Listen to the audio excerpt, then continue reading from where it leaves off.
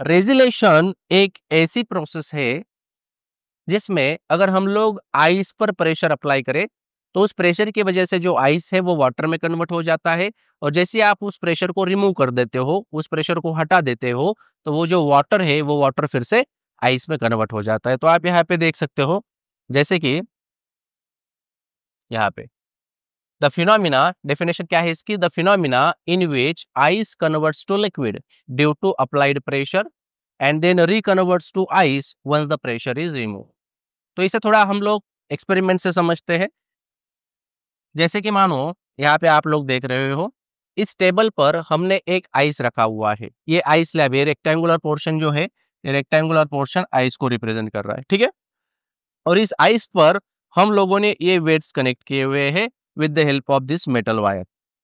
ये मेटल की वायर है, इस मेटल वायर के दोनों एंड पर इक्वल वेट्स हम लोगों ने लगाए हुए हैं, ठीक है। तो वेट एक तरह का फोर्स से होता है। तो इस वेट की वजह से क्या होगा, इस वेट की वजह से ये जो मेटल वायर है ये इस आइस के अंदर पेनिट्रेट करना स्टार्ट कर देगा। इसका पेनिट्रेशन होगा इस आइस के अंदर। पेनिट्रेशन हो रहा है, इसका मतलब ये जो मेटल की वायर है, ये मेटल की वायर उस आइस पर फोर्स अप्लाई कर रही है, सही है। तो फोर्स अपॉन एरिया क्या होता है, ये तो फोर्स है, वेट एक तरह का फोर्स है और इस पर्टिकुलर एरिया पे ही वो हम लोग अप्लाई कर रहे हैं। तो फोर्स अपॉन एरिया जो होगा वो होगा प्रेशर, सही है। तो हमने क्या किया, मतलब इस मेटल वायर ने क्या किया, इस पे एक प्रेशर अप्लाई किया।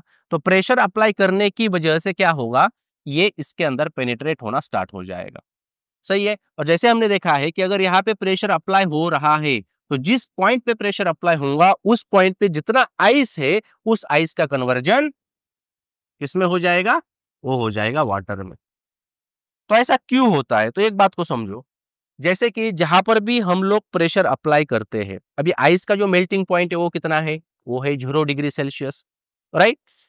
आइस 0 डिग्री सेल्सियस पर मेल्ट होता है, लेकिन जैसे ही आप इसके ऊपर प्रेशर अप्लाई करते हो तो इस आइस का जो मेल्टिंग पॉइंट 0 डिग्री सेल्सियस है ये इससे भी कम हो जाता है, ठीक है।